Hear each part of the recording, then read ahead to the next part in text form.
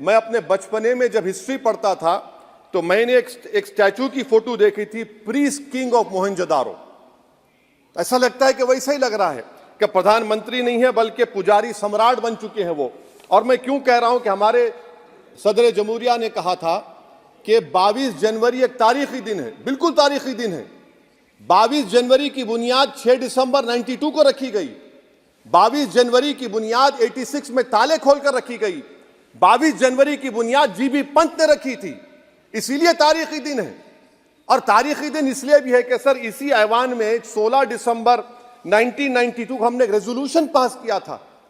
आप बताइए कि आज इस मुल्क में चाहे कोई सेकुलर पार्टी का हो या जो भी हो, वाले सब सेकुलर है, बुरा मैं हूं, किसी में हिम्मत नहीं है कि 6 दिसंबर की बात की जाए। और वो तारीखी दिन इसलिए भी है सर, इंसाफ करने वालों में एक एनसीएलटी के चेयरमैन, एक गवर्नर और एक नामजद शुदा रुकने पार्लियामेंट बैठे हुए थे।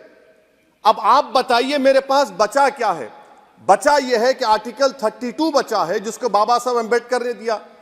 आज मुल्क के 17 करोड़ मुसलमान भारत के वजीर आजम पर एतमाद भरोसा नहीं करते, बिल्कुल नहीं करते, बता रहा हूं, खुल के कह रहा हूं।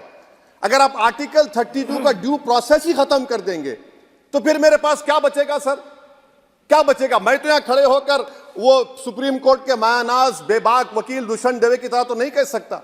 मुझे आज भी रूल ऑफ लॉ में भरोसा है, मुझे आज भी कानून पर, संविधान पर भरोसा है, मगर ड्यू प्रोसेस तो फॉलो होना चाहिए। ड्यू प्रोसेस फॉलो नहीं हो रहा। एक तारीखी दिन 22 जनवरी था, एक तारीखी दिन 31 जनवरी था।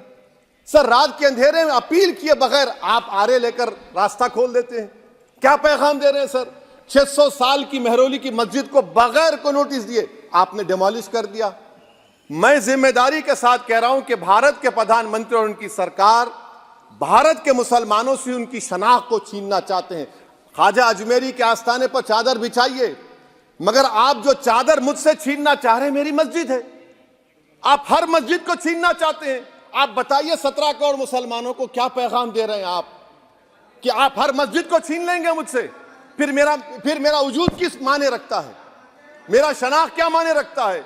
रूल ऑफ लॉ क्या माने? अच्छा, 1991 के प्लेसेस ऑफ वर्शिप एक्ट पर क्यों नहीं बोलते आप लोग? आप उस पर कायम है नहीं है। आप 500 साल की बात करते। मैं आपसे कहता हूं भाई 500 साल पे मत जाइए, बौद्ध पे जाइए, जैनिज्म पे जाइए, शैविज्म पे जाइए, कहां रुकेंगे? अरे इस देश को आजादी मिली 47 में, संविधान मिला हमको बाबा साहब अम्बेडकर का, बराबरी का। उससे पहले तो राजा रजवाड़े थे, जमहूरियत नहीं थी, लोकतंत्र नहीं था, मगर आप उसको उस बारे में लेके जाते। अरे 500 साल आगे क्या होगा बताइए? आप किसी एक सिविलाइजेशन, सर अंग्रेजी में किसी ने कहा था, civilisation can not be rewritten by hatred, history can not be corrected by demolition. आप ये नहीं कर सकते। और मैं उम्मीद करता हूं कि जब मौर्रिख तारीख लिखेगा, नरेंद्र मोदी इस मुल्क में तारीख लिखना चाहते हैं। क्या तारीख लिखना चाहते हैं? कि मैंने इस देश को, गांधी अंबेडकर के देश को मैंने हिंदू राष्ट्र बना दिया। मैं उम्मीद करता हूं कि हमारे भारत के हमारे हिंदू भाई देश के प्रधानमंत्री की सोच को नाकाम करेंगे। उन पर है, अब देखते हैं क्या होता है। सर नेबरहुड फर्स्ट की पॉलिसी है। नेबरहुड फर्स्ट क्या हो रहा है सर? हम सोशल मीडिया के जरिए फॉरेन पॉलिसी चला रहे हैं। मालदीव छोटा मुल्क, वो हमको आंख दिखा रहा है, चीन की गोद में बैठ गया।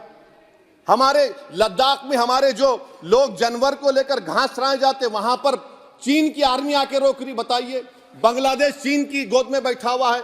आप गैलेंट्री अवार्ड दे रहे हैं, क्यों दे रहे हैं? कि चीन बैठा हुआ है। तो आपका बफर जोन गया कहां भाई साहब? आपका बफर जोन तो कहां गया नहीं मालूम, गायब हो गया बफर जोन। और दूसरी बात सर, आप ये भी देख लीजिए कि यहां